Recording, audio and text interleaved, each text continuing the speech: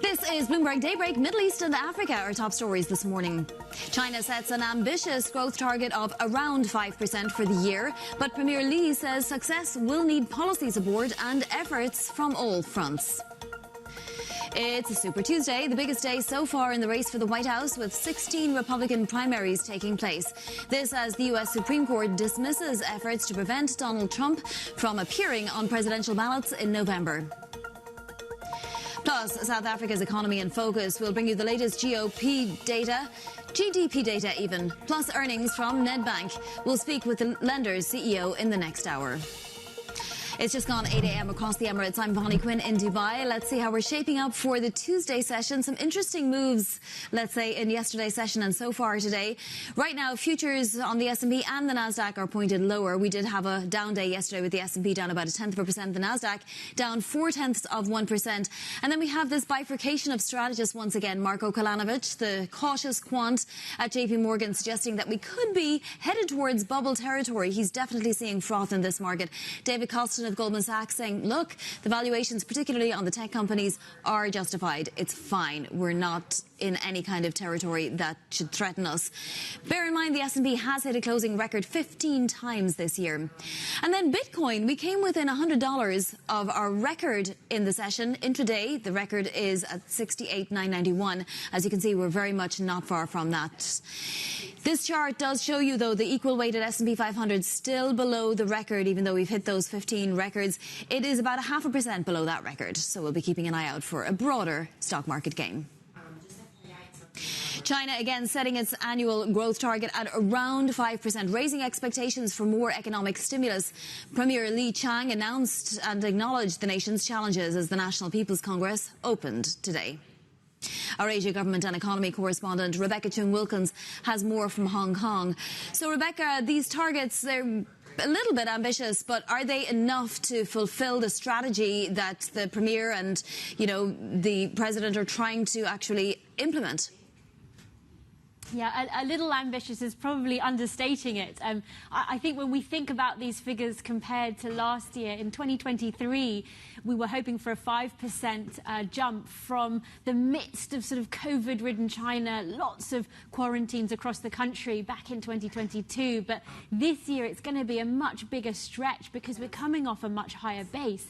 And I think the criticism is that perhaps we don't really see a clear strategy on how we're going to get there, particularly because that fiscal budget deficit target is still at sort of the norm of 3%. Now, we know last year that was eventually raised to 3.8%. So it's become something of a sort of soft target. But one thing I would point out is these special ultra-long centrally issued government debt, 1 trillion yuan going to be issued in 2024 and potentially more issued in consecutive years. Now, this is interesting. It isn't factored into that 3% deficit figure, but it suggests that Beijing does recognize in some ways that there is an extra boost that is going to be needed to get us to that growth target this year. So, Rebecca, just on that 1 trillion yuan, will that be enough to help out the local governments? How will they sort of de-risk their economies with this money? Yes, it certainly suggests that the central government is taking on a bit more of the risk here. The last time we saw that was, for example, back in 2020, where the government issued about the same amount to help with the COVID response. But local governments have already sort of exhibited this kind of reluctance to issue too much debt, partly because they are still dealing with the fallout and the difficulties of all of that. And also, when you look at sort of some of the high-risk debted provinces, you can see certain very top-level officials being held to account, being investigated over just how they spent that money. So there has been far more scrutiny over how local governments accrue that kind of debt and whether it's really useful in boosting growth. Rebecca, one of the other standout things was the increase in military spending. Is that just signal to governments around the world, or is she actually planning to do something with this military spending? Yes, this is kind of a relatively high figure, 7.2, the highest in 5 years. But actually, when you look at sort of the broader sway of things, China has tended to increase its spending around this range for quite some time now. I think what's interesting is more the context that we're seeing this happen in. Of course, we had the abrupt disappearance of Li Shangfu, which caused ripples, and as well as these multiple reports about sort of corruption in the military. And this has been an ongoing push that Xi Jinping has made central, really, since his very beginning of taking leadership, trying to sort of crack down on corruption, also trying to modernize the military. So I think the figure itself won't be particularly surprising to, you know, the US and other allies watching how China is developing its military. But that broader context of what's going on, particularly because there's so much opacity and so much that's unknown behind the scenes, I think is still of very high interest. Rebecca, thank you so much. That's our Asia government and economy correspondent, Rebecca Chung-Wilkins, there for us. Well, let's check in on the market reaction now in Asia. It's obviously not just a reaction to China. There's lots going on. But, Avril, how are markets taking all of this news out of the NPC? Avril is in Hong Kong, in Singapore, in fact. Yeah, there's a lot to unpack, but I think one of the key takeaways is that ambitious growth target of around 5%. And as Rebecca just outlined, it is ambitious without any clear plan as to how the Chinese economy is going to reach that goal. And even though we're seeing that 3% budget deficit target and perhaps some special government bond issuance that will help us get there, the sense you get in the market is one of disappointment. They're underwhelmed.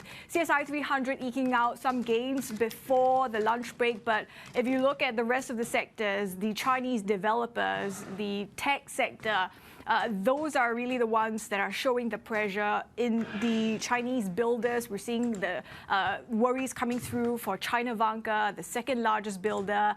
The Chinese insurers are warning of debt risk there. Let's flip the board and take a look at the currency, because even though we've seen dollar China fairly stable, trading in tight ranges, this is largely to do with the strong fixings coming through from the PBOC. That's been coming through for the past couple of weeks. But one of the ways to slice it and take a look at some of the downside risk for renminbi is if you look at Euro China. That's where you see the direction potentially. And don't forget, it's not just because of this underwhelming NPC. We also have the risk potentially coming through from Fed speakers this week. So this is another sign potentially of the risk currency ones. Bonnie. Avril, thank you so much. That's Avril Hong there in Singapore. Let's bring in Rachna Mehta now, the co-head of Regional Fixed Income at Maybank Asset Management. Rachna, thanks for joining us. A lot for somebody like you to parse out of this NPC in particular. I'm just curious as to your initial thoughts on where the China bond market will be headed after these announcements. Actually, we were expecting, in terms of the fiscal deficit target, to be 3.5% of GDP, slightly higher. So, in fact, I'm disappointed from that perspective. So, in terms of the bond market, I think it's going to be pretty status quo, especially the 10-year bond hovering around 2.3 to 2.4. So I don't expect a big reaction in terms of the bond market, but I was just a little disappointed with the overall stimulus measures. I hope going forward they do more, especially on the property sector. Otherwise, I think it can be like going down the road. It can be very difficult for China to achieve the 5% GDP growth. We have seen a lot of inflows in the bond market over the last couple of months, given the huge rally, the 10-year bonds. But as of now, we feel it's going to be stabilized around this level for at least the next 1 to 2 months. Rachna, what has become attractive to you in that region, if anything, in the last while? There are sort of equity investors now that find China completely uninvestable, and this hasn't done anything to dissuade them. For example, is for us, like we prefer the rest of the region, like we like India, we like Indonesia in terms of the local bond market. We also like Malaysia, especially the 10-year bonds. We don't expect BNM to do anything in terms of the rate cuts, but at least we believe that the 10-year bonds can rally back to 3.5%. But from a Chinese perspective, we don't like much. We are pretty neutral on China. as of now. We just like some of the high yield bonds there. In terms of the sector, we like the TMT sector for the Chinese high-grade sector. But generally, overall, we are pretty neutral on China. You mentioned India. You know, Adani saw huge demand for their dollar bond offering yesterday, something like 7 times subscribed. Was it good value? Would you have wanted to be in? Are you in? Actually, I can't comment on that, but frankly, I thought it was just a tight in terms of the spread. But I think there is no supply from the Indian or Indonesian market in terms of this crossover credit. So that's why the demand was huge. And this was the first Adani bond after the saga. So I think the market took it positively. In the secondary market is up about 50 to 60 cents. So you can see that market is still demanding a lot of Indian high yield bonds or IG bonds. So there is a lot of demand for this, especially India and Indonesia high yield bonds. So I do believe that these bonds will continue to do well, given that there's scarcity of supply. So it's more of a technical in nature. So the bonds might do well, but will the companies be able to raise money cheaper in the future? Adani specifically, but just generally as well? Absolutely, I do agree. If you look at, given the spreads are all-time time, and Adani could come out with such, because before this issue, actually most of the Adani bonds were trading at 7 to 7.5% range, and now they're coming out at about 6.7%. So definitely, I think that if you look at the Asian trade market overall, I do believe that actually the spreads have come down all-time tight, and that's why the cost of funding, though it is high in overall yield terms, because if you look at the rates are very high. The US base rate is about 5.5%. 2 years back, these companies could raise at 3%, 4%, but now they will raise at 6 to 7%. But I'm sure that there is more and more supply coming over the next 2 to 3 months, especially in the Asian high yield sector. So where would you be looking, Rachna, if you think that perhaps some parts of Asia has become too expensive? Basically, for us, we are just sticking to short end, like 2 to 3 year bonds, and we prefer high yield over investment grade bonds given the treasury volatility. If you look at the high yield bonds are yielding you anywhere between 6 to 8%. So I think for the next 2 to 3 months, it's good to own the carry, given that we have a lot of uncertainty coming over there's a lot of data from US and Europe. So we prefer high yield holding like 2 to 3 year bonds and then take this big duration bet when the timing is right. So as of now, we are pretty neutral duration, 3 to 4 years, and just clipping the coupons, whether it's IG bonds or whether it's high yield bonds. We also like Japan in terms of the banking sector, where they are yielding anywhere between 5 to 6% yield. So we are just clipping the coupon and waiting for that opportunity to go long duration and also to sell the dollars, because I think dollar is a key as of now. The dollar has been too strong, and we do expect dollar to remain stronger over the next 1 to 3 months. But maybe second half we see dollar coming down, and that's where we can add the alpha, maybe going long duration in treasury markets and selling the dollars. How does your thesis change as soon as the Fed starts cutting? When do you anticipate that will happen? Okay, I don't expect Fed to cut very soon. We have the Powell's testimony over the next 2 days, and I think he's going to push back rate cut. So most probably we think June, July will be the first rate cut. And maybe, like I was expecting 75 basis points this year, but given that how strong the US economy is, maybe they cut 50 and then they pause and see how the economy does. So definitely June, July will be the first rate cut. But I think market is already pricing in terms of the rate cut. So as long as there are no hikes, I think market should be okay. And for Asian high or Asian IG bonds will continue to do well and earn the carry. But if we believe that inflation is out of the hand, then the entire thing changes. But as of now, we believe that there are no more hikes, and we are expecting at least 50 to 75 basis point rate cut, with the first rate cut maybe sometime in June. Like my personal belief is June, but market is thinking about July. Rachna, thank you so much for joining us this morning. Very much appreciated. Rachna Mehta, the co-head of regional fixed income at Maybank Asset Management. Still ahead, the US Supreme Court says Donald Trump can appear on presidential ballots this November. We'll bring you details and preview Super Tuesday next. This is Bloomberg.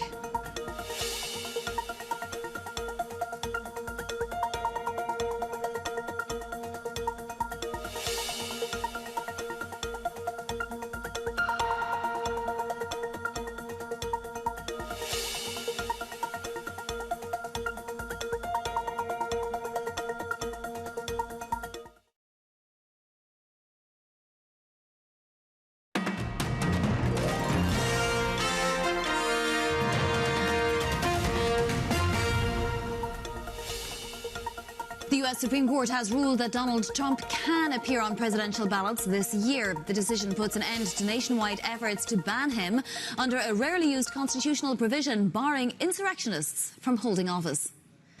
Meanwhile, the former president has won the Republican caucus in North Dakota. This just ahead of Super Tuesday, the biggest day so far in the 2024 race for the White House. Let's get more from Bloomberg's managing editor for breaking news in South Asia, Derek Woolbank.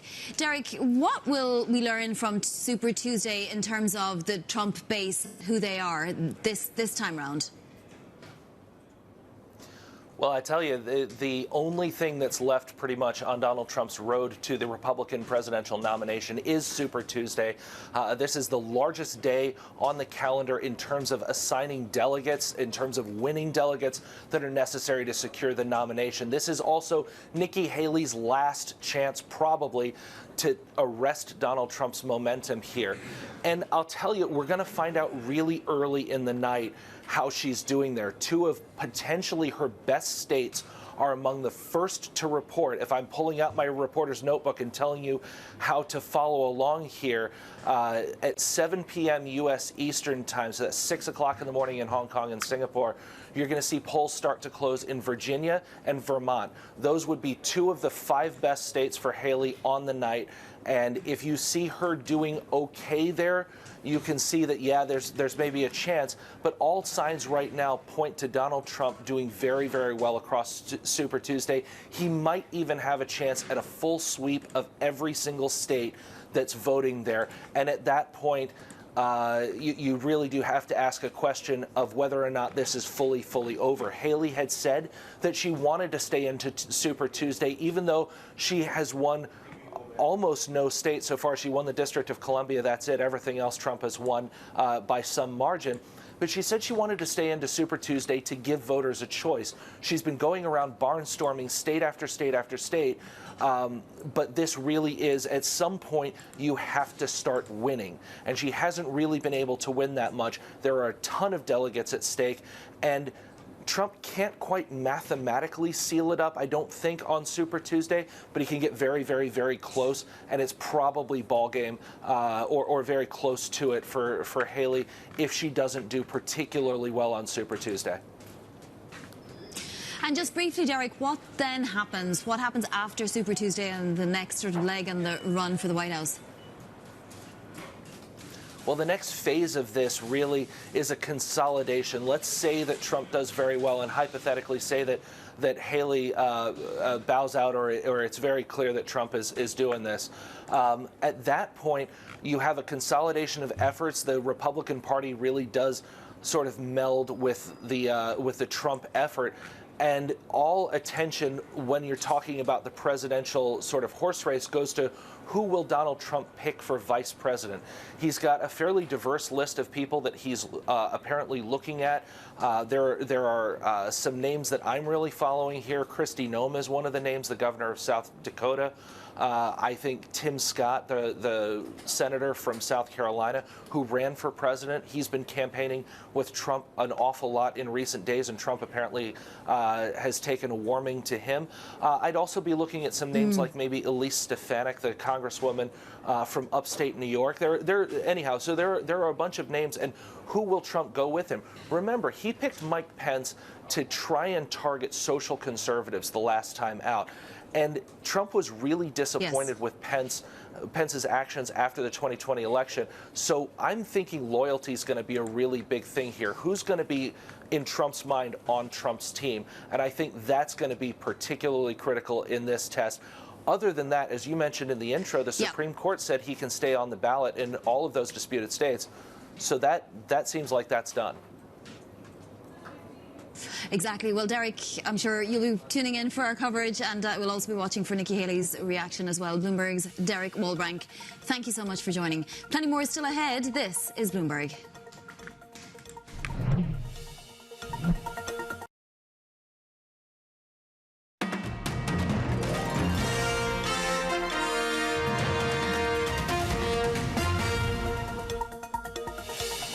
The The U.S. says it's working to increase the delivery of humanitarian aid to civilians in Gaza, though through as many channels as possible. State Department spokesperson Matthew Miller confirmed this would include more airdrops, calling the situation simply intolerable. Let's get more from Bloomberg's Stuart Livingston-Wallace with me now.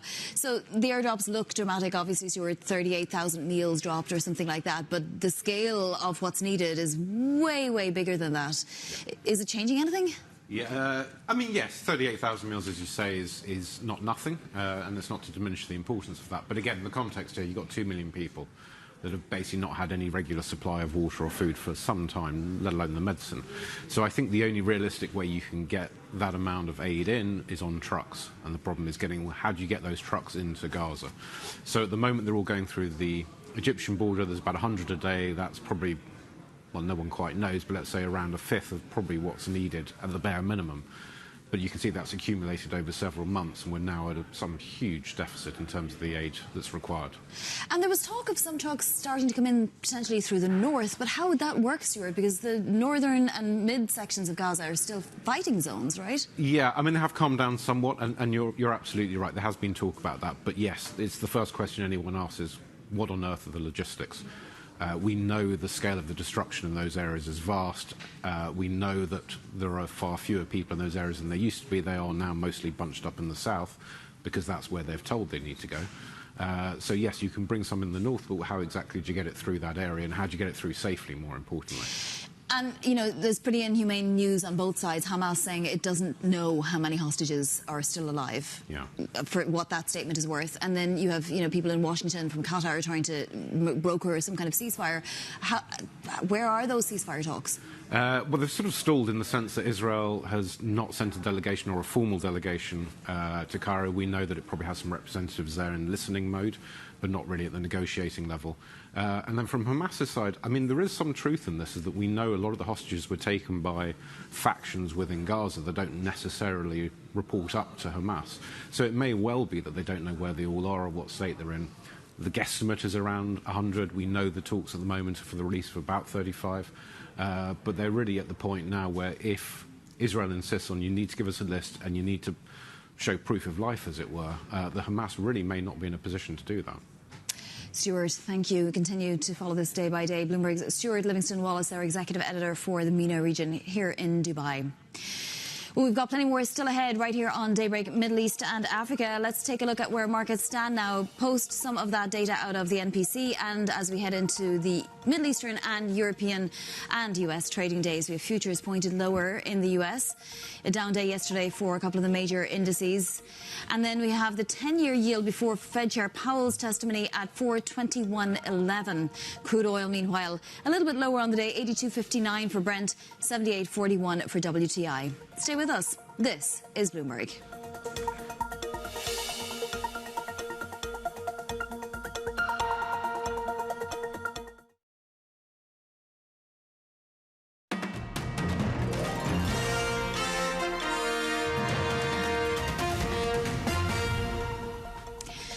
This is Bloomberg Daybreak Middle East and Africa. Our top stories this morning. China sets an ambitious growth target of around 5% for the year, but Premier Li says success will need policy support and efforts from all fronts. It's Super Tuesday in the United States, the biggest day so far in the race for the White House, with 16 Republican primaries taking place. This as the Supreme Court rules Donald Trump can appear on presidential ballots this November. Plus, South Africa's economy in focus. We'll bring you the latest GDP data, plus earnings from Nedbank. We'll speak with the lender's CEO in the next hour. It's just gone 8:30 a.m. across the Emirates. I'm Vonnie Quinn in Dubai. Let's take a look at how we're shaping up for the market day Tuesday. This after a down day in the US yesterday, not by that much. The S&P 500 down 0.1%. The Nasdaq was down about 0.4%. It looks like futures are pointed to a lower open once again today. We did have a massive move in Bitcoin, though. We came very, very close to the intraday record, and options are signaling that traders are expecting to bypass that record at some point this month. We'll have to see, though. There's plenty of resistance around this area as well. Gold is another one to look at. We're very close to that record, too, a couple of percentage points away at 21.14. Pointing out that Marco Kolanovic and David Kostin, JP Morgan and Goldman Sachs are on the opposite sides of the coin here. Marco, the quant, saying, look, we're in frothy territory. That could precede a bubble. And David Costin saying no, but valuations are justified. Take your pick. So let's have a quick look at where we are S&P 500 wise. We have a chart here showing that the equal weighted S&P 500 is still not anywhere near the record. We're not that far away though, let's be honest, about a half a percentage point. Now, huge news out of China today on the NPC, and markets have been taking a stance. Let's get to Avril Hong, who's in our Singapore studio. Avril.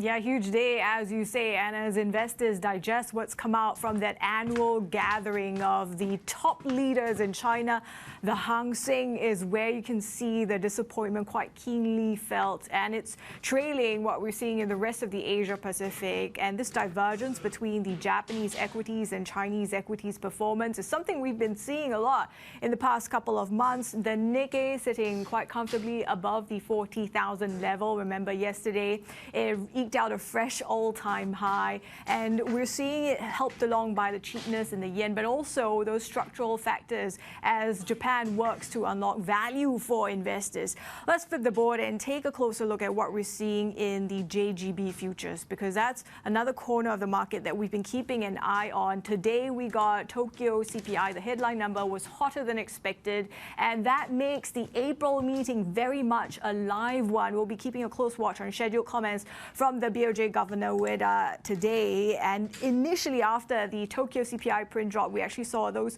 pressure coming through on JGB futures, erasing some of that now, but we'll be keeping a very close eye indeed on what we hear from the governor. Bonnie. Avril, thank you. We'll appreciate an update on that in a little bit. That's Avril Hong in Singapore. Turkey's annual inflation has accelerated to a 15-month high with a faster pickup than forecast. Policymakers are expecting that figure to peak above 70% in May. But speaking to Bloomberg's Turkish TV partner, Finance Minister Mehmet Simtek says this upward trend will not last.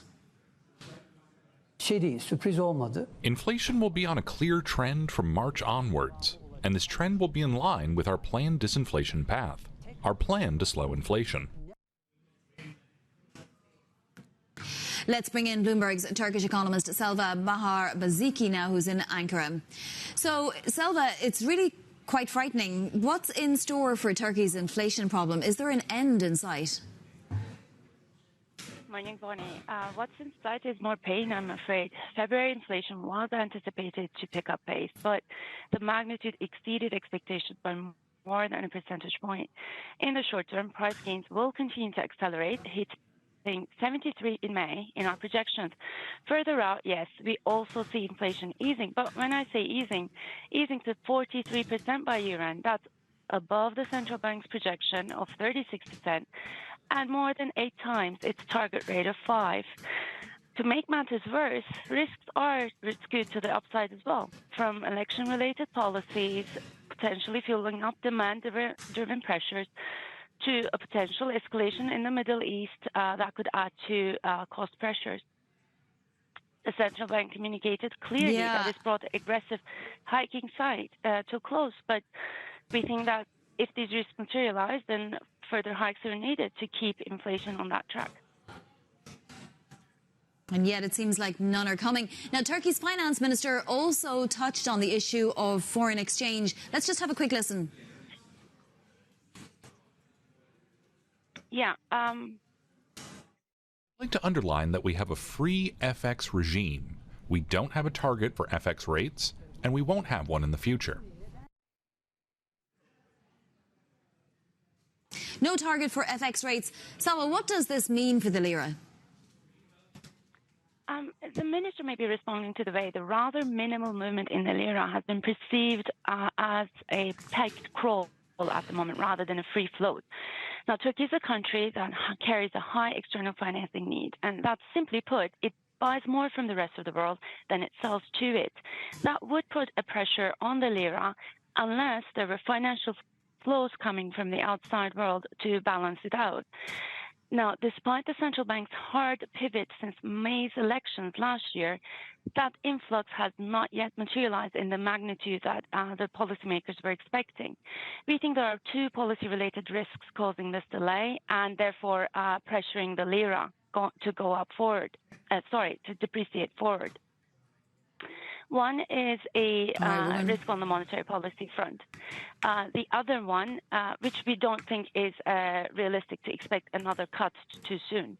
Another one is actually the fiscal front. So the minister should actually be convincing that the fiscal policy front, especially with the elections coming up in March, is not going to be exerting extra pressure on inflation and therefore putting pressure on the lira. That view actually explains the divergence between our year-end call, 43, and the central bank's 36 for year-end. That remains a risk on the outlook, unfortunately. Thank you so much. That is Bloomberg's Turkish economist Selva Bahar Baziki there giving us the update on the Turkey situation. Well, if you've ever tried to get across town in Dubai in rush hour, you'll know there are lots of cars. Now the Emirate is seeking to raise as much as $425 million in an IPO of the city's public parking business. Let's get more with our equities reporter, Farah El Bahrawi. So Farah, what do we know about this IPO so far? Lots of cars is only a mild way to put it, really, Vani. Absolutely. So we have Dubai Parkin, as it's called, looking to raise, as you just said, about $430 million from its listing. It's at the price range between 2 dirhams and 2.10 dirhams. And the subscription period will close for retail traders on March 12 and a day later for fund managers. The trading is expected to take place on March 21st. So if we just look at RTA's previous IPO, which was Dubai Taxi, that was the most oversubscription level for a listing in Dubai. So there's obviously a lot of optimism to play that population growth, that cyclical story in Dubai. Parkin expects demand to grow for parking by 60% by 2033. So it's a positive outlook from the company on the parking business. And this will be the first listing in Dubai this year, but the 6th government listing out of the 10 state companies that they said will take private. Yeah, it's really fascinating, and you would imagine that parking would be a great business to be in Dubai. Moving slightly to a different sector now, or to a different area, Egyptian stocks have been on a tear ever since the announcement that there was going to be a big influx of money. The main index up something like 30% now? Absolutely. There was an initial drop, perhaps in expectations that inflation would drop, and so local investors won't have to invest in the stock market to protect their savings. But the market has been on a rise once again. It was up 5.1% yesterday to a record close, up the most since April last year. So Egyptian stocks soared so much yesterday. If we just look a little bit deeper, the key gainer was Talat Mustafa, which is a real estate developer that is expected to be a big beneficiary of the deal with the United Arab Emirates to develop a plot of land on Egypt's Mediterranean coast. So Talat Mustafa up 15%. We've also seen a major rally in other real estate stocks in Egypt generally since the announcement of that deal. And there were just general gains across the banks, such as Commercial International Bank, as well as Abu Qir Fertilizers, which is an exporter play. Yeah, the EGX30 is at an all-time high now. Absolutely. Farah, thank you so much. Farah El Bahrawi there, our equities reporter here in the region. Plenty more is still ahead. Stay with us on Bloomberg Daybreak Middle East and Africa.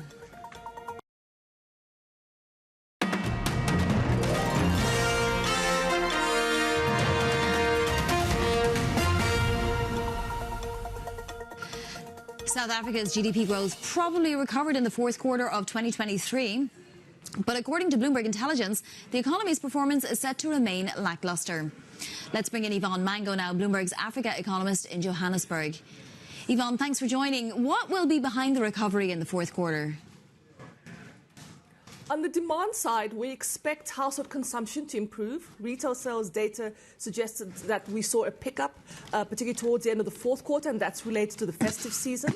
On the investment front as well, we also expect a pickup. Investment performed particularly poorly in the preceding quarter, where we saw a decline in imports of machinery, and that impacted the investment sector.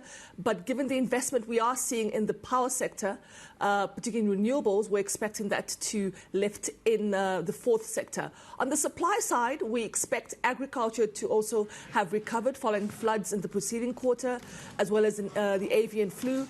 And we expect the pickup in electricity production that we saw to have boosted the energy-intensive sectors. about 2023 growth? Where do we see that coming in and how will it compare to 2022, Yvonne? So we're expecting full-year growth to come out at 0.6% for 2023, but that's a significant decline from 1.9% in the preceding year. And the reason for that is the impact of tight monetary policy on household consumption. We saw a significant slowdown in household consumption on the back of high inflation, particularly food inflation, as well as transport price inflation, and also the impact of the high interest rate on demand in the economy. In addition, investment also did slow. Aside from the investment we are seeing take place in the power sector, particularly in renewables, in the rest of the economy, we have seen a slowdown in investment. So 2023 is expected to show a significant slowdown. And Yvonne, you know, we're expecting a pickup in growth, as you said, in 2024, but what will drive that? So, firstly, we're expecting the investment in the energy sector to continue. And not only that, the improvement in electricity availability to help sectors such as mining and manufacturing see a pickup in activity. Our full-year growth forecast for 2024 is 1%, up from 0.6%, but that's significantly below the long-term average of 2%. So while we do expect an improvement in the growth outlook for this year, the outlook does remain weak for South Africa. Yeah. Yvonne, thank you for that. We'll certainly be keeping an eye on the data. That's Yvonne Mango, Bloomberg's Africa economist. Plus, sticking with South Africa, we speak to the CEO of Nedbank in the next hour. We'll discuss full-year results as well as risks and opportunities for Africa's biggest lender. Let's take a look at some of the other stories we're following today. New York Community Bancorp shares have tumbled for a second straight session after a pair of rating downgrades threatened to increase the beleaguered bank's borrowing costs. Shares fell 23% to close at their lowest level since 1996, following Friday's 26% plunge. Fitch Ratings cut the company to non-investment grade when Moody's also lowered its rating. Morgan Stanley is said to have held talks with Elon Musk to refinance the debt package that helped take X private. Sources have told Bloomberg that talks to strengthen the $12.5 billion package faltered earlier this year after discussions of options such as reducing the cost of the debt. The group of banks has been stuck with the debt since 2022, waiting for a coordinated sale once X was on a stronger footing. Elon Musk has lost the world's richest person title as well to Jeff Bezos. This after Tesla shares slumped more than 7%. The shares fell after preliminary data showed shipments from Tesla's Shanghai factory dropped to the lowest in more than a year. Amazon sales have more than doubled since late 2022 and are within striking distance of a record high. Tesla shares have roughly halved from their 2021 peak. Plenty more still ahead on Daybreak Middle East and Africa. This is Bloomberg.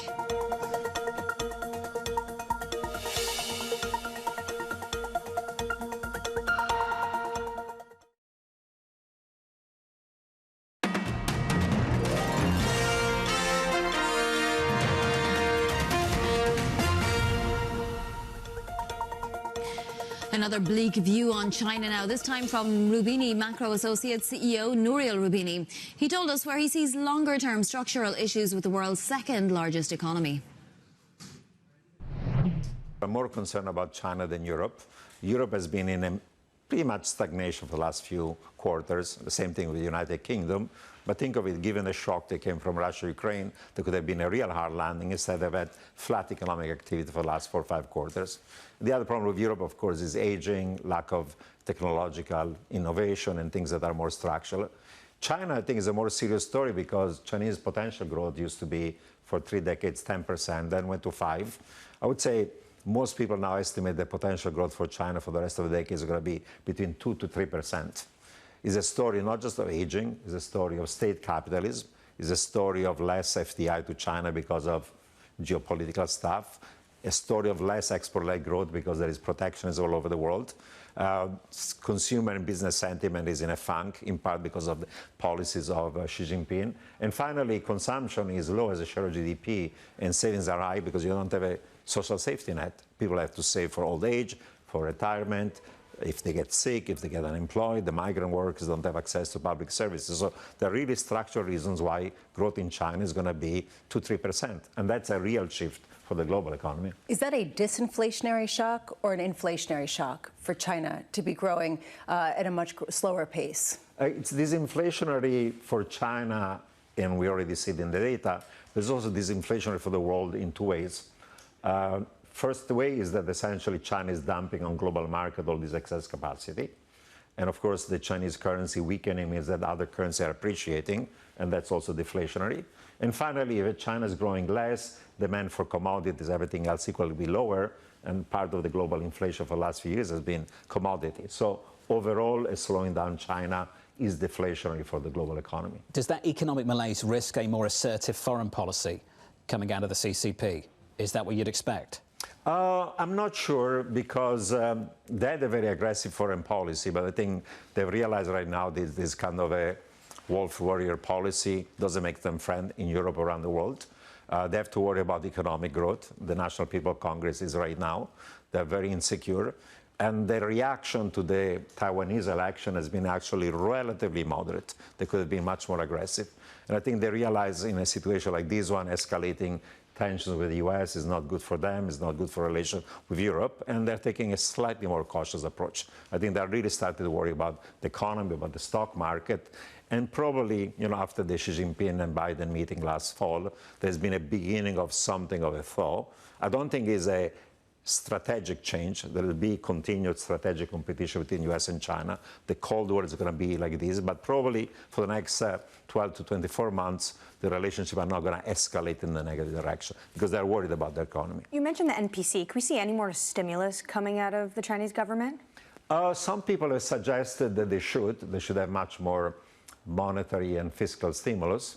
Xi Jinping and most of the policymakers are resisting it, in part because there is already too much debt and deficits, and doubling down on credit fuel fixed investment is going to be dangerous. But I think that even Chinese realize that the slowdown of growth is structural, is not cyclical. And if you do more monetary and fiscal stimulus, you increase debt, you have a short-term boost to growth. This is only short-term, and you're creating more debt and leverage and more financial risk down the line. So there will be some stimulus, because without that stimulus, their target of 5% for this year is not going to be achieved. I think potential growth already in China right now is less than 4%, but I see growth this year being closer to 4 rather than 5. There'll be some stimulus, because without it, growth becomes on a 3 handle. That's something is politically not acceptable, but not as much stimulus to get you to 5%. So something in between. Rubini Macro Associate CEO Nouriel Rubini speaking to Bloomberg Surveillance. Let's take a look now at some of the other stories we're following today. Apple shares fell in New York after it was fined 1.8 billion euros by the European Union over allegations it shut out music streaming rivals like Spotify. Regulators also ordered it to stop preventing other music apps from informing users of cheaper deals away from the App Store. Apple says it'll appeal the decision, which it says ignores a market that is, quote, thriving, competitive and growing fast. Bloomberg has learned that AMD has hit a U.S. government roadblock in attempting to sell an artificial intelligence chip tailored for the Chinese market. The company had hoped for a green light from the Commerce Department to sell the lower performance AI processor, which was designed to meet U.S. export restrictions. But sources tell us officials made clear to AMD that the chip was still too powerful. JP Morgan says it's helping some of its corporate customers slash manual work by nearly 90% with its cash flow management tool that runs on artificial intelligence.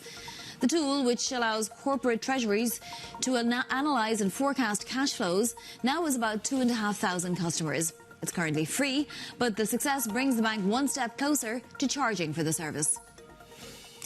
Let's take a look now at how we are shaping up markets-wise, heading into the Tuesday session across the Middle East, Europe and the US. Equity futures pointed lower after a down day in the US yesterday. Not down by that much. The S&P was down 0.1%. The Nasdaq was down about 0.4%. Still seeing strength in many tech names there. And then we'll be looking for Powell's testimony Wednesday to Congress. That will perhaps cause some ripples in the Treasury market, with the 10-year yield right now at 4.20, in fact, 91. It came back up a couple of basis points in yesterday's session. The 2-year yield there at 4.59.55, still inverted by about 39 basis points. And then let's take a look at crude oil, because after the initial run-up, we are seeing a little bit of weight to the crude complex. Brent crude is below $83 a barrel again. NYMEX about 78.41. Bitcoin bears watching. We are very, very close to that record. We almost hit the intraday record earlier on. This is Bloomberg.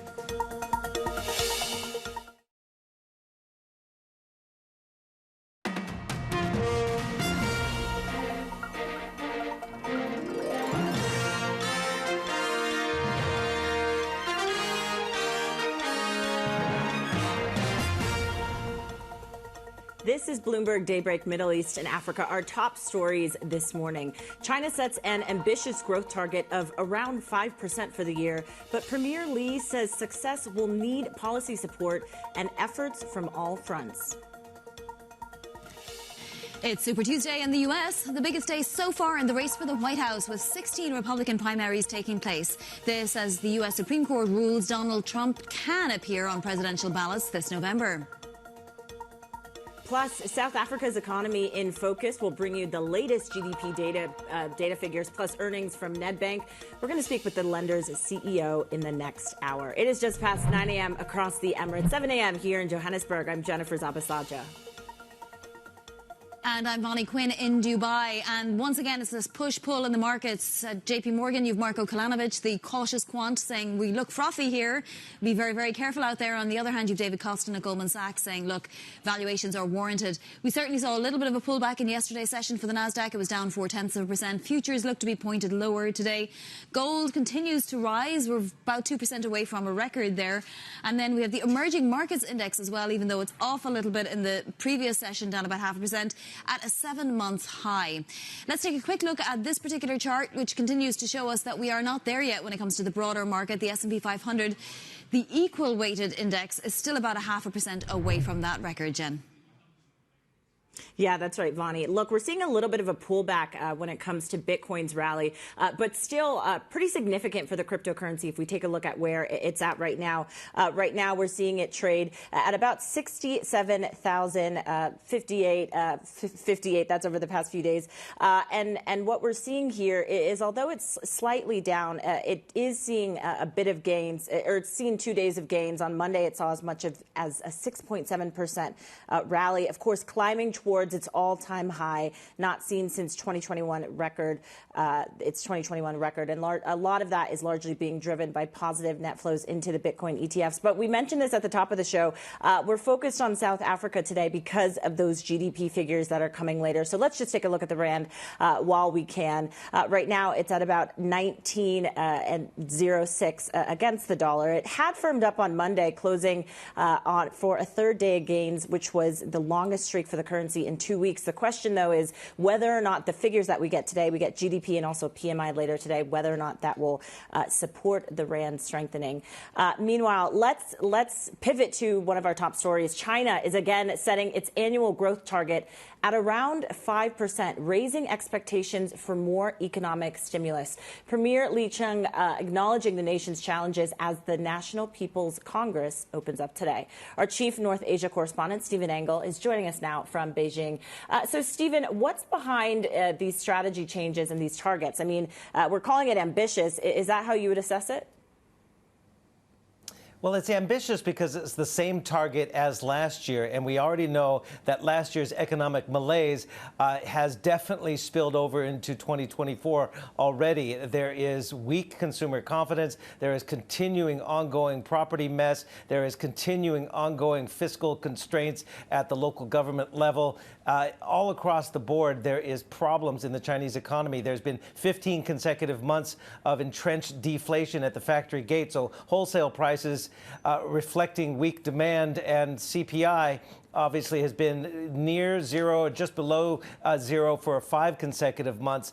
So that end demand to consumers hasn't picked up yet. So there are a lot of headwinds. So when he sets a target of around 5%, the same as last year, that is pretty ambitious because you have inflation, as I said, below zero, and they have an inflation target for 2024 that he set today of 3%. How are you going to get from point A to point B without massive stimulus? And that is the big conundrum. And that's why we would want to ask those questions of the premier.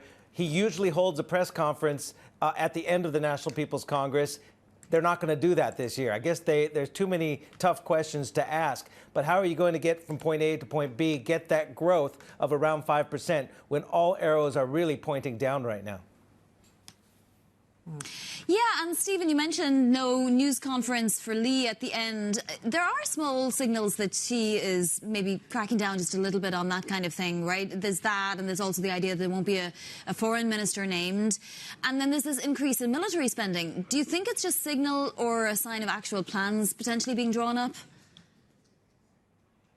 Well, I think there is belt-tightening going on in the Chinese government. Xi Jinping has talked about de-risking and deleveraging. Obviously, they have a debt issue in the property sector and the local government level. There is increased geopolitical tensions, obviously heightened this year in January with the election of the more independence-minded DPP leader, Lai Ching-te, in Taiwan.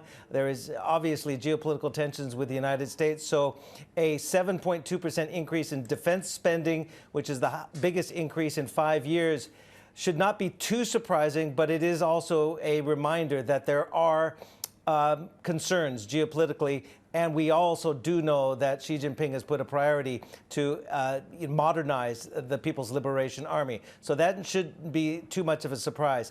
Also, a big reason why investor confidence has been so low, especially foreign investment into China has been so low, is because this lack of I guess you could say policy credibility, because they have not necessarily communicated well what their policy strategies are. And that has led to foreign direct investment being at the lowest level in 2023 since 1993. There's obviously lots of caution investing in China. I think we had a guest on yesterday from Goldman Sachs who essentially said this is essentially why we're not recommending clients to invest in China right now. So again, the fact that they're not going to have a press conference at the end, they're not going to give the opportunity for local and international journalists to ask questions, even though, let's be fair, they're kind of planted questions. Still, it sends a signal that they're not ready to answer those questions.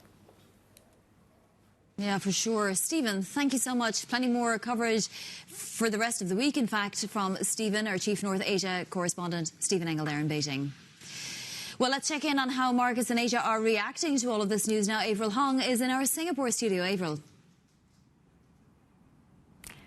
Yeah, Vani, we're seeing a bit of a mixed bag, whether you're looking China or Hong Kong. There is that divergence, and I think the CSI 300, still in positive territory, seems to put in focus the national team that has been at work the past couple of months. And among the stocks that are gaining ground today, we're seeing the climb in the defense sector. After China unveiled that boost to those plans for spending. But if you look elsewhere beyond that, there isn't very much optimism in the market, particularly as your guests and our reporters have been outlining. The plan for ambitious growth for this year doesn't seem to be backed by how exactly it's going to reach that. So Hang Seng Tech, that's where you're seeing a bit of the bleed. China Vanke, that's another stock that's been in focus, and this is the second largest developer by sales in the country. That is a stock that's been in focus because Chinese insurers have been warning about its debt risks. Today it's saying that it has the funds to meet one of its payments that is due next week. The other stocks I wanted to show you, these are the chip makers, and these are the couple of stocks that are helped paring some of the losses from earlier on in the session, and this was thanks to China reaffirming its self-reliance in tech. Guys. Avril, thank you so much. That is Avril Hong there in our Singapore studio.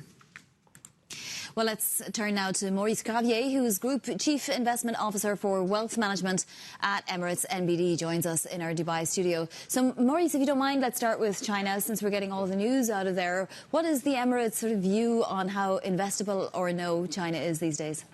I think it's way too extreme to think that Chinese equities are not investable. We are talking about a giant economy, 17 trillion, and giant markets because they capitalize more than the Eurozone, than the Euro area. I think that valuation is compelling. People don't like China and it is on their own. The issue is about trust, and maybe Goldman Sachs is right. Maybe valuation is not cheap enough. After all, it's the same ratios as the UK, but we are neutral there. And when it comes to targets, I would say that maybe by contrast to Wall Street strategists, when the Chinese government sets targets, they are very serious about it, and we can trust that they will achieve it. The 5% growth is ambitious. The 3% inflation, it suggests maybe some monetary action because it's going to be tough to get there, but I think that they take targets very seriously. But Maurice, hi, this is Jennifer in Johannesburg. You believe that there needs to be more. I mean, is this the more that you're talking about, or what exactly would give you some more confidence? We are currently neutral on China. Again, I think it's more a matter of trust than a matter of fundamentals. Again, it's a large economy that is growing. I must say that cancelling the press conference from the Prime Minister is probably not a step in the right direction. But again, targets are very serious. China is reluctant to make a kind of a big bazooka, monetary, fiscal and everything, what part of the market is probably waiting for. I think they are wrong and they prefer to do targeted measure. If they solve kind of safeguard the real estate crisis on one hand, and if they stimulate consumption, which is probably what they need, they will achieve these targets. And I think that, be neutral on Chinese equities. They are on their own and cheap. So you're Group Chief Investment Officer for the Wealth Management Division. Where are clients looking to place their money? Do they come to you and say, look, I've heard about this amazing opportunity, whether it's locally or regionally, and tell us about that conversation. Yeah, sure. Our job is to build the best possible portfolios to preserve and grow the wealth of our clients over the medium term, and we have a focus on capital preservation in our strategic asset allocation. The key word for us this year and the coming ones is diversification. It's a perfect time to have both bonds and stocks, and we are much more portfolio-oriented than trade-oriented, and with the central banks having globally less leeway and less domination on markets, we think that we will have the full benefits of diversification. Bonds have reconstituted their potential to smoothen equity losses, and equities are about growth, and growth is doing well. So it's really about diversification this year. Maurice, is it just about, though, the U.S.? Because we've heard a number of guests tell us that really, I mean, we're seeing the numbers out of the U.S. and really that is where a lot of investors are making the most money. But is there elsewhere that's providing some opportunity? Oh, definitely, yes. First, you're right. This U.S. exceptionalism is still very much on. The U.S. is outperforming from any potential metric in terms of macro, but also in terms of stock markets, with artificial intelligence being mostly US-centric. Having said that, even fundamentally, the global growth has become more balanced. There are some signs of life in Europe. We'll see what if Japan goes out of their technical recession, and in China, again, public support is building up. So I think it's getting more balanced, and there are opportunities because it's also about valuation, and regional diversification should work as well. We like emerging markets when it comes to stocks a bit more than developed markets. We are close to neutral on our equity, but for valuation and growth and positioning, we prefer a bit emerging market, especially India. And by the way, our region, you were asking me about local things. Let's not forget that today's PMI for UAE and KSA was 57. The region seems to be booming, it's true. You're underweight alternatives, hedge funds and global REITs, and overweight Japan. Do you continue with your overweight Japan and your underweight on those alternatives? Yes, absolutely. Within alternatives, we're underweight on hedge funds and real estate, but not on gold, because we believe that gold is interesting for many reasons when the Fed will cut, and also when it comes to geopolitical developments. Your other question, sorry, I just... Japan. Japan. Yes. We're overweight on Japan. We're overweight for months, actually, on Japan. And it's interesting because, it's really about this kind of a transition from a price to book to a PE because of better total shareholder return, which is something that started with Abenomics, that is accelerating, and we feel that the sensitivity of Japanese stocks to the yen is not what it used to be. Having said that, we'll listen to Governor Ueda today, and we'll wait for the next action. The Tokyo inflation was a bit higher than expected, so it's still open. What do you think gets in the way of that, Maurice? I mean, we've been talking a lot about wage talks that are happening later this year. I mean, could that potentially throw a wrench in all of this? The wage talks, could that upset the apple cart for Japan, as it were? The spring wage talks? Well, in terms of how monetary policy then gets changed if it happens in April. Of course, the thing with monetary policy, you know that Japan is so cautious. The last interest rate move was 8 years ago. It was in 2016, and so I think they will take their time before changing this. Before changing their stance, and in my opinion, they should start with the balance sheets rather than the outright interest rates. They are happy with the stock rally. They are happy with the fact that the wage increases that were decided last year will start being paid in the coming weeks, and I think waiting is a good option for them. Mm. So right, we have to leave it there. But Maurice, thank you so much for joining us. Yeah. Thanks so much to Maurice Gravier there. Look, we talked about this at the top of the show. One of South Africa's biggest banks just coming out with earnings right now. Nedbank, we're taking a look at some of these numbers here. Pretty good numbers coming from the bank so far. Headline earnings per share coming in at 31.99 rand. The estimate was 31.68 there. Really, the big beat was in their dividend. The expectation was 8.66 rand year on year. They came in at 10.22 rand. They are also talking about the South African economy, saying that the expectation is for the environment to remain challenging, but they are still planning to raise the return on investment to 17% by 2025 and 18% in the long term. So definitely a relatively good report from Nedbank. And we're going to be speaking with the CEO in just a few minutes, Nedbank CEO Mike Brown. It's his last earnings results that he's doing with us, but he is coming up later this hour. And still ahead, we mentioned we're going to speak with the Nedbank CEO, but we also look ahead to South Africa's GDP numbers. Stick with us. This is Bloomberg.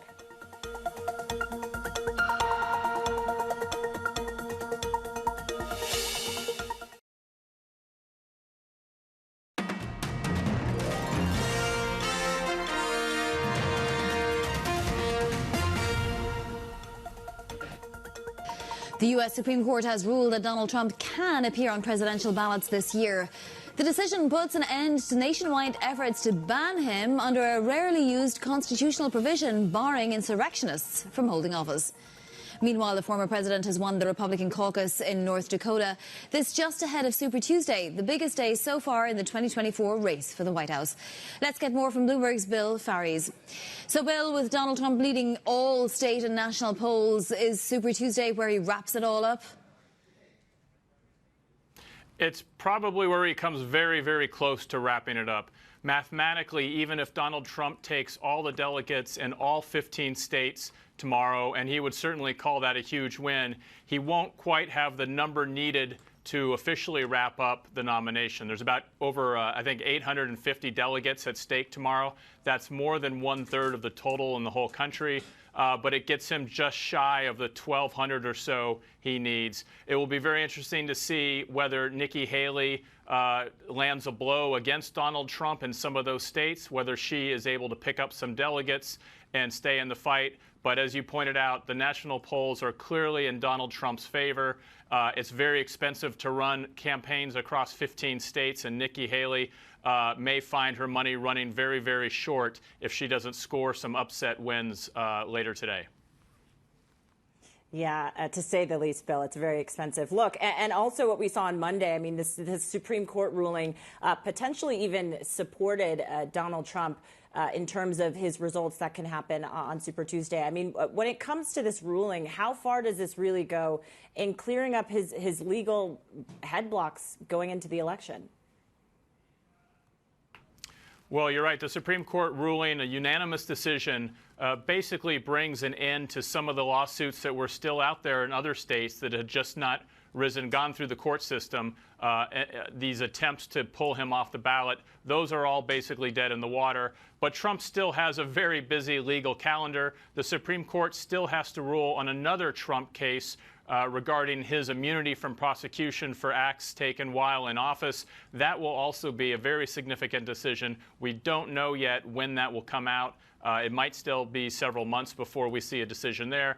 And of course, he still faces 4 other criminal cases against him in various states. So he is going to be alternating for the weeks and months ahead between courtrooms and states holding primaries. Although if everything goes well for him today on Tuesday, by the end of the month, he can have this wrapped up. Oof, going to be a busy Tuesday and a busy month for you. Bloomberg's Bill Ferries. Bill, thanks so much for joining us. Look, I want to pivot to another breaking story that we're following out of South Africa. It's been a busy day here. We just found out that Canal Plus has raised its multi-choice offer to 125 rands per share in cash. And really the big story here is that just a few days ago, we had heard that the previous offer at 105 rands per share had undervalued the business, and that's according to multi-choice shareholders. So potentially this steps up an even closer bid that we see in Vivendi's Canal Plus takeover for multi-choice. So we're going to have to see really how this plays out. But this is a breaking news coming out of South Africa this morning. More coming up. Plenty more still ahead. This is Bloomberg.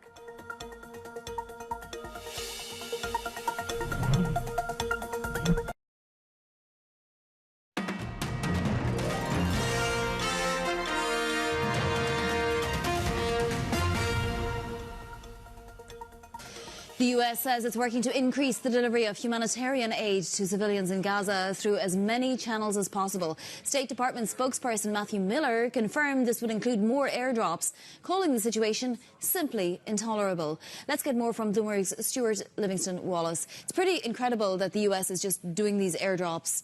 Does it even have sort of quote-unquote permission from Israel to, or from Gaza for that matter, to just drop in another country? No, it's doing them in collaboration with Jordan, which has done them in the past. I mean, I think the context here is just the scale that's needed versus what they can achieve with airdrops. So you really only do airdrops in really desperate situations. And you're thinking 38,000 meals yesterday, 2 million people in Gaza. You need to multiply that by 50, 60 in order to provide 1 meal per day to the entire population. And clearly that's not a feasible proposition. They just haven't. They can't get the volume in. So what that leaves us with is the need to get more trucks in, probably from more directions. At the moment they're kind of restricted to the south, and then, you know, once they're inside Gaza, how do they get that stuff around? It's not easy. Yeah, I mean, Stuart, what do we know about how they're potentially going to do that, how they're going to be able to achieve that? Yeah, very hard to say is the short answer. I mean, there is talk about bringing stuff in from the north and potentially from the east, but the situation on the ground is quite difficult. You know, those areas have been bombarded now for the better part of 4 or 5 months, and it's really not clear that the infrastructure is going to be capable of sustaining that sort of traffic over the kind of period that we're talking about. And again, that is the short-term issue. In the longer term, they're going to need to establish some sort of reconstruction effort. And we know that some talks have taken place in that. I mean, the current estimate that I've heard, and again, I don't know how much you read into this, but it's probably going to take the better part of a year just to clear the rubble. Once you've cleared the rubble, you've then got a major reconstruction effort that potentially is going to last, you know, several years. And again, with a population of around 2 million and an economy that is more or less collapsed. I mean, I think it was something like 80% smaller as a consequence of the war. Just how do you fund all of that? That's going to take billions and billions of dollars. Yeah, there's going to have to be some huge donations.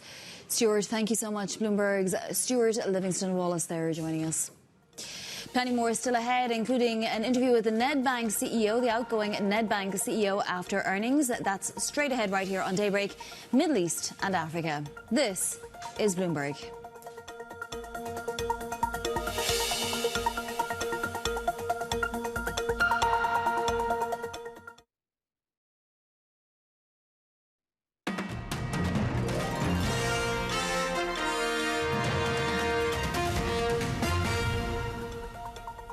This is Bloomberg Daybreak Middle East and Africa. Our top stories this morning.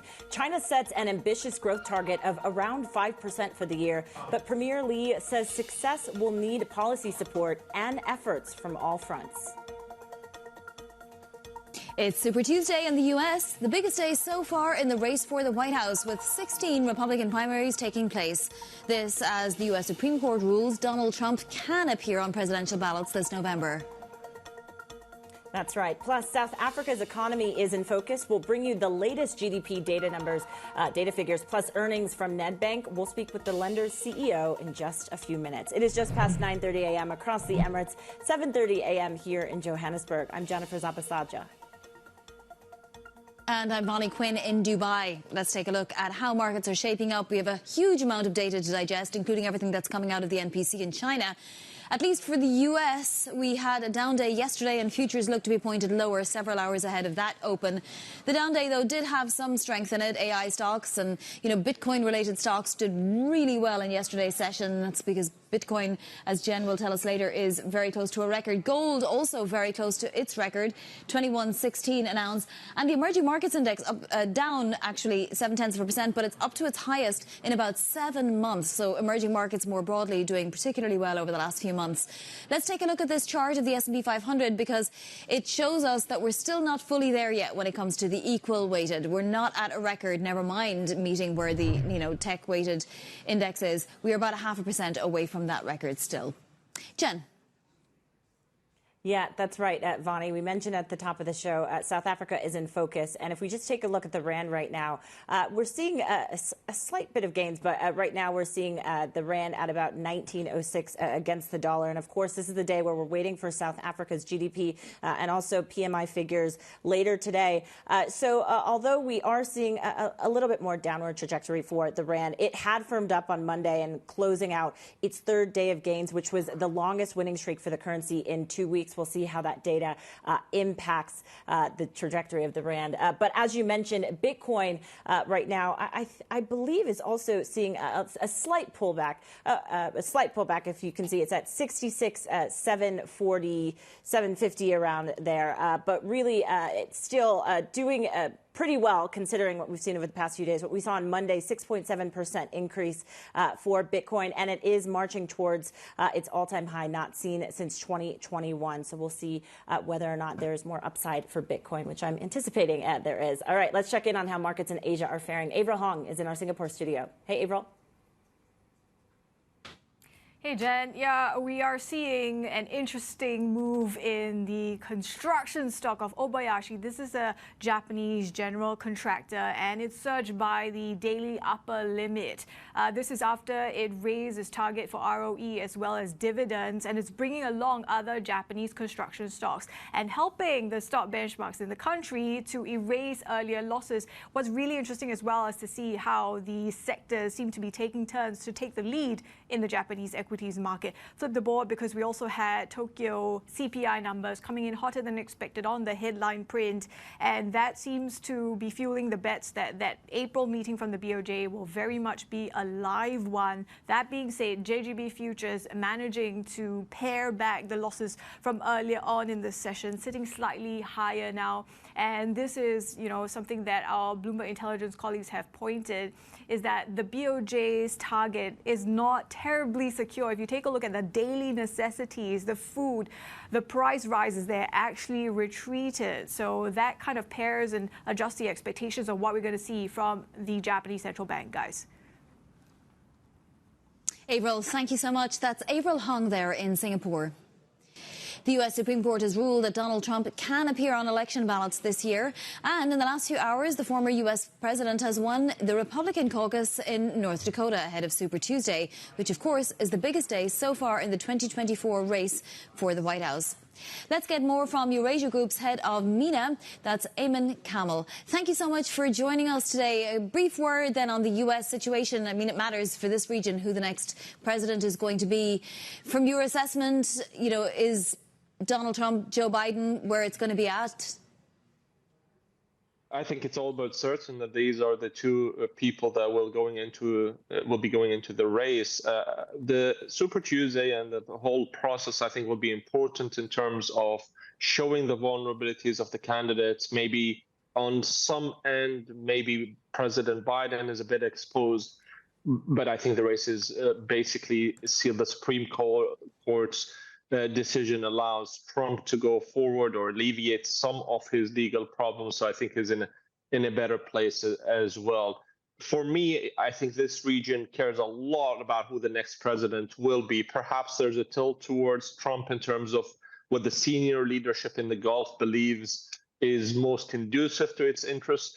Of course, it will not be an easy ride either way, and leaders here have established, I think, a workable relationship with the Biden administration as well. Well, Ayman, this is Jennifer in Johannesburg. You said that Biden potentially is exposed, his vulnerabilities are exposed. Is that because of the current situation that we're seeing in the Middle East, or what leads you to that? I think that there are a lot of issues that will be part of the election campaign. Perhaps the Middle East and the Gaza war will not be sort of prime. It exposes some of his vulnerabilities in some states, but it's not a key issue. His age is probably one of the more sensitive issues that will be exposed in the campaign, or there'll be a lot of attention on his age, his focus, his ability to run a campaign. In that regard, the Eurasia Group's view is that Trump is better positioned to challenge the sitting president. How far away are we from a ceasefire, do you think, I.M.?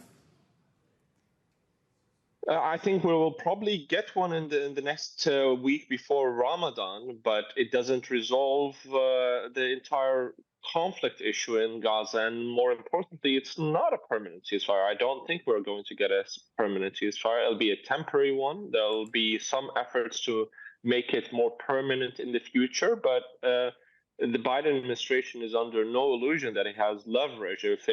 If anything, the conversation with the Israeli prime minister over the last few months has not been very conducive to U.S. policy objectives. There's been more pressure for a ceasefire, humanitarian access.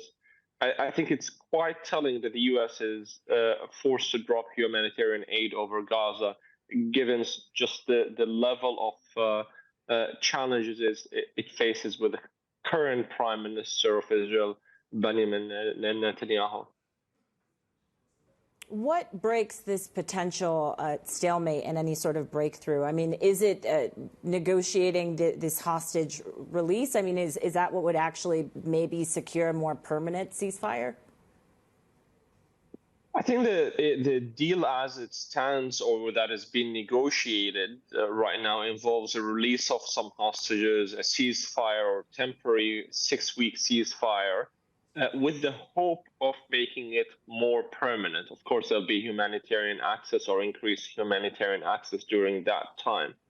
I think the Biden administration's hope is that you can incrementally de-escalate and shift the tempo of the conflict, hopefully towards something much, much more containable, and one that doesn't have all of the regional implications that we currently have.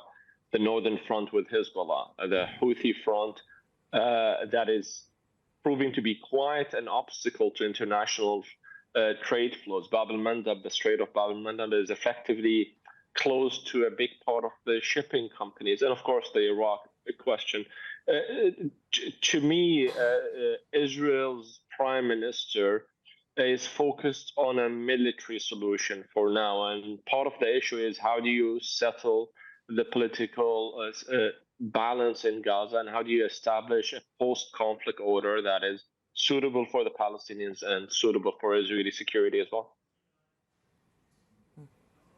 And what does, the post-war period look like? I mean, eventually, at some point, maybe we'll get truth and reconciliation, or maybe reparations on either side. I mean, it's very hard to know what will actually happen. But just in terms of the Arab world, does it become more fractured after this? I think you have a lot of more fracturing in the Middle East over this issue, perhaps space between different countries on what they would like to see emerge out of the Gaza war. I will say that the different leaders in the region have been quite willing to be realistic about the Gaza war and to try to contain the conflict. The Saudis have been working directly with the Biden administration, trying to find not only a short-term solution that creates less of a humanitarian crisis while recognizing sort of the scope of the current conflict, but also finding a long-term solution to the Palestinian issue. I think the foreign minister, Faisal bin Farhan, has been flying from one capital to another, trying to socialize the necessity of a permanent solution to the Palestinian problem. And I think in that regard, the Saudis are very serious. So then you don't believe then this will potentially spill out into an even more broader conflict, because that was really a lot of the fear when the conflict started earlier on. But we haven't really yet seen that materialize. Do you think we're past the worst of that?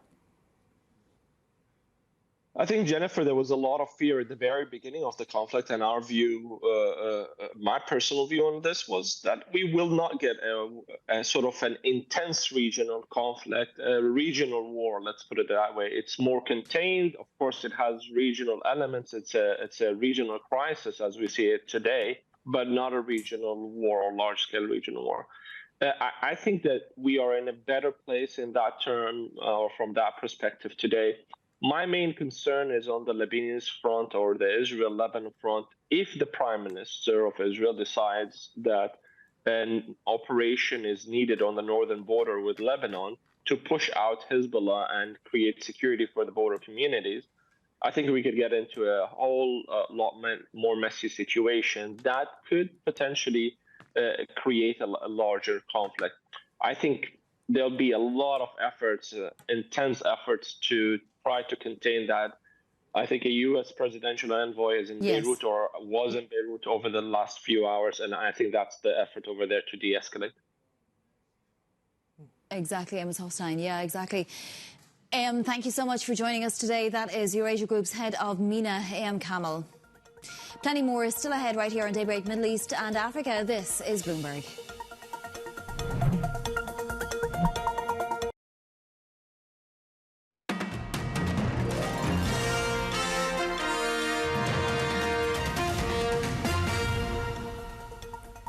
Nedbank has reported a 7.1% rise in full-year net income. The South African bank says the economic environment in the country is improving, but still remains challenging. So joining us now is Mike Brown, the CEO of Nedbank. Mike, thanks so much for joining us. I know it's a very busy day for you. So was just taking a look at your earnings. You said that all 2023 targets were met, but still, as we mentioned, the operating environment was more challenging. I mean, where did you see the most impact in terms of challenges to your earnings?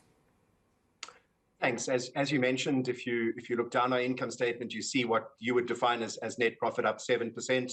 Perhaps what we look at as a better indication is headline earnings on a per share basis, which was up 15%, which we thought was a really good performance in a difficult environment.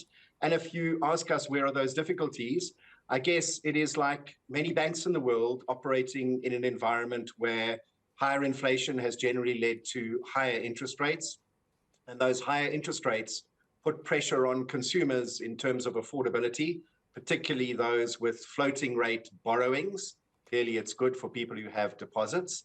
And then in a South Africa specific issue, we've had our own challenges in South Africa around electricity, logistics, and levels of crime and corruption. And all of those impact business confidence and corporate loan growth, other than in areas like renewable energy, which are growing very strongly.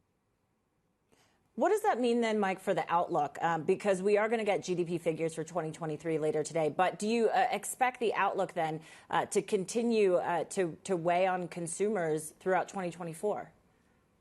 We think the outlook does remain challenging. We're expecting 0.5% GDP growth in 2023. And looking forward, maybe that lifts to somewhere between 1% and 2% in 2024, which is still relatively low GDP growth. But I think the good news, perhaps for consumers, is that like many countries in the world, it does seem that inflation has firmly peaked. Interest rates remained steady in the second half of 2023.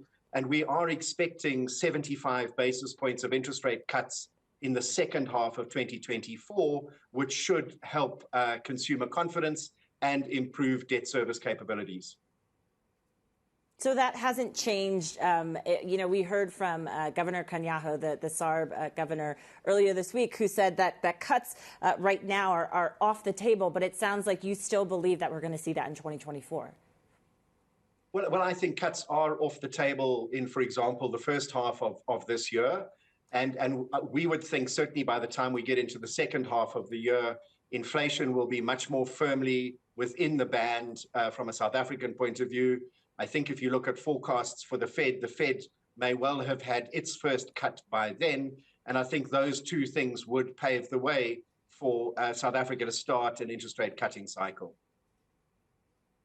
And Mike, I also wanted to talk about the credit losses, because that is something that Nedbank's been pointing out for quite some time. We did see an improvement from 121 basis points to 109, but that's still above that 100 target for the bank.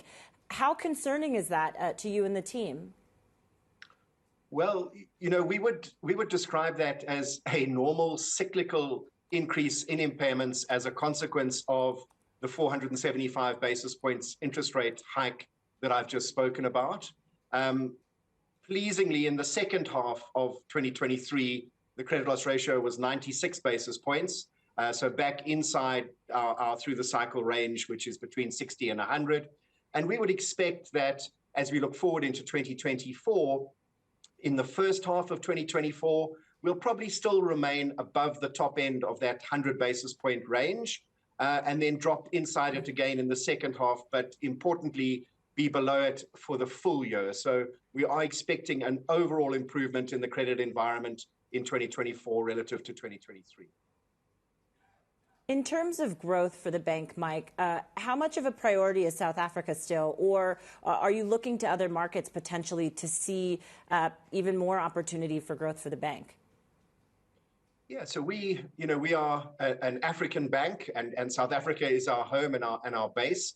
So growing in South Africa is always going to be important for us.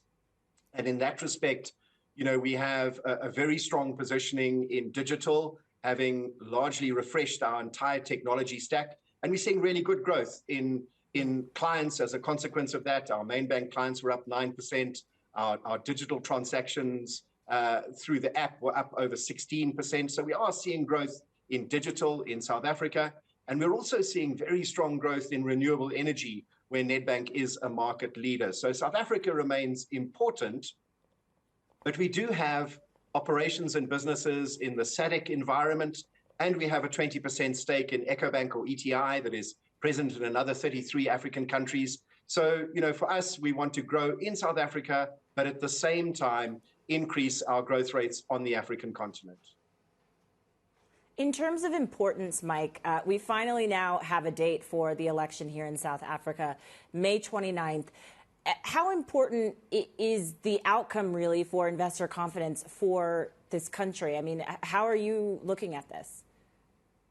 Well, I think, you know, this is a year that there are more than 60 elections around the world. So I think investors are probably going to be very patient as they wait and watch to see what the outcome of various elections are, but more importantly than the outcome themselves, what it actually means for policy going forward. And certainly if I think of South Africa, there are multiple election polls out there right now, so it's very hard to sort of pick what the outcome may or may not be. But what every single poll tells you is that the ANC is likely to be by far the largest party in parliament. They may be just below 50, they may be just above 50. And that means largely existing policies are likely to remain intact. Is that a concern, though, Mike? Well, in part, some policies, certainly for business, are a concern. Things like the national health insurance policy, which business believes is unconstitutional, unaffordable, and unimplementable. But on the other hand, the work that has been done more recently around resolving the energy crisis in particular, changing policies and legislation to enable private sector energy generation, we think that work is absolutely foundational to resolve the load shedding crisis in South Africa in the medium term. And we can see the consequences of that work already with very, very strong renewable energy pipelines. And, you know, it will probably take 12 to 24 months before those are connected to the grid. All right. And Mike, just finally, I mean, coincidentally, you're also going to be departing at Nedbank in May. I wonder, you know, as this is your last earnings, I mean, what is next for you? Are you focused really just on relaxing now, or are you looking ahead to potentially, you know, a new venture somewhere else? Well, certainly what I'm focused on until May is in ensuring an entirely seamless handover to my successor, Jason Quinn. I will then remain with the organization as an advisor for at least 3 months thereafter to ensure that handover. And to be honest, I haven't really thought at all about what next for Mike Brown. I'm very, very focused on finishing this role well and finishing it properly. Well, we appreciate you taking some time to stick with us and talk to us. Mike Brown, Nedbank CEO, joining us this morning on a big earnings day for the bank. Thanks so much, Mike, for your time. All right, plenty more still ahead. This is Bloomberg.